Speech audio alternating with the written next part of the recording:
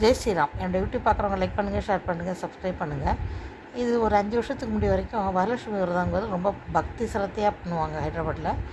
அதில் ஜாதி மதம்லாம் கிடையாது. எல்லா ஜாதிக்காரங்களுமே ரொம்ப இன்ட்ரெஸ்ட்டாக நிறைய பேர் செய்வாங்க. ஒரு 10 வீடு இருக்குன்னா அதில் ஒரு 6 வீடாவது வரலட்சுமி விரதம் பூஜை, 6, 7 வீடு வரைக்கும் வரலட்சுமி பூஜை செய்வாங்க. வீட்டில் கலசம் வச்சு, சில பேர் வந்து அம்பாள் முகத்தை வச்சு, அது மாதிரிலாம் ஒரு ஒரு அவங்கவுங்க வீட்டு பழக்க வழக்கப்படி செய்வாங்க.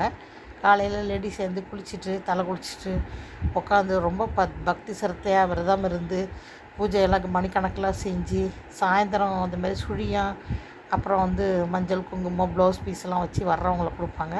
சாயந்தரம் ஒரு புது புடவை அவங்கவுங்க வசதிக்கு தகுந்த போன 200 300 1000 அதை மாதிரி கட்டிக்கிட்டு சுமங்கலி பெண்களை கூப்பிட்டு அந்த மாதிரி ஒரு மஞ்சள் குங்குமம் ஒரு ப்ளவுஸ் பீஸ் எல்லாம் வச்சு கொடுப்பாங்க. அப்புறம் வந்து இந்த கொண்டக்கடலை ஊற வச்சது இருக்குது பாருங்கள், அதுதான் ரொம்ப விசேஷம்.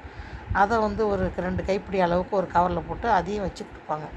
இது ரொம்ப நாளாக நடந்துகிட்டு இருக்குது. இப்போ ரீசெண்டாக என்னாச்சுன்னு பார்த்திங்கன்னா, அந்த செலிப்ரிட்டிஸ்ன்னு சொல்கிறாங்க, மெயினாக வந்து சினிமா ஆக்ட்ரஸ்ஸு, டிவி ஆர்டிஸ்ட், இவங்கெல்லாம் வந்து இதுக்கு முன்னாடி பண்ணாங்களா என்னன்னு நம்மளுக்கு தெரியாது. அவங்க வந்து யூடியூப் வச்சுருக்காங்க. அவங்க மாதிரி இருக்கவங்க தான் முக்கியமாக சம்பாதிக்கிறாங்க நல்லா யூடியூப்பில். அவங்க வந்து என்ன பண்ணுறாங்கன்னா, இந்த வரலட்சுமி விரதம் அவங்க வீட்டில் வந்து ஒரு கல்யாண பொண்ணு எப்படி தயாராகும், மணப்பெண் அந்த மாதிரி தயாராகிறாங்க. இவ்வளோ நல்லா ட்ரெஸ் பண்ணிக்கிறாங்க, நகையெல்லாம் அள்ளி போட்டுக்கிறாங்க.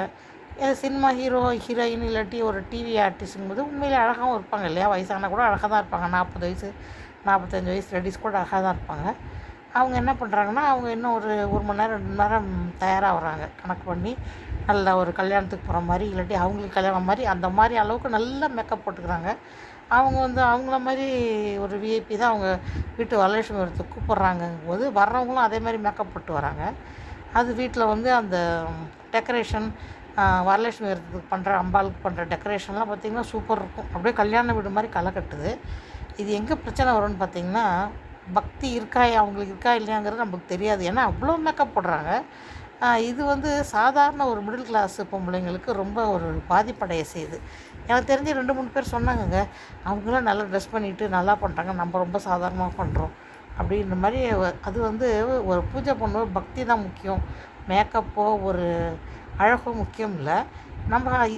நம்ம வந்து பழசு எது புளியை பார்த்து பூனை கோடு போட்டுக்கிச்சாங்கிற மாதிரி அவங்களுக்கு ஒரு 1,00,000 ரூபாயோ ஒரு 2 லட்சம் 3 லட்சம் வரலட்சுமி விரதத்துக்கு அவங்களால செலவு பண்ண முடியும்.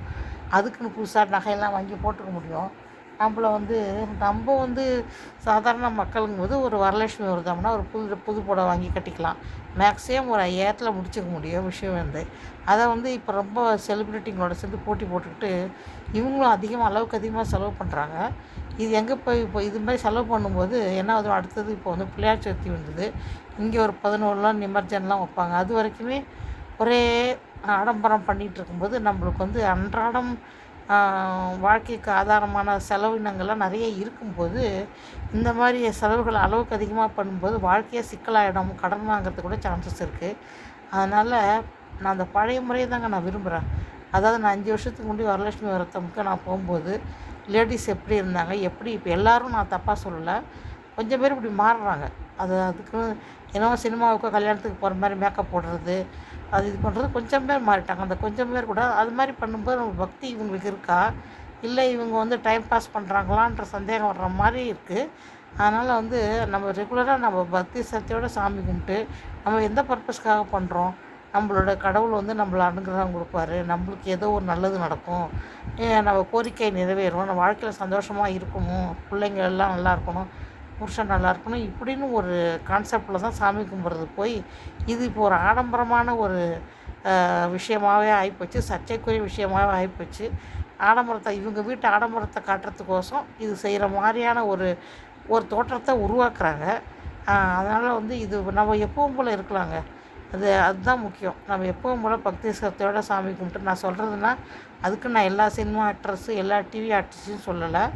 அது வேறு பிரச்சனை ஆகிட போகுது. அதெல்லாம் ஒன்றும் கிடையாது. கொஞ்சம் பேர் அப்படி தான் செய்கிறாங்க.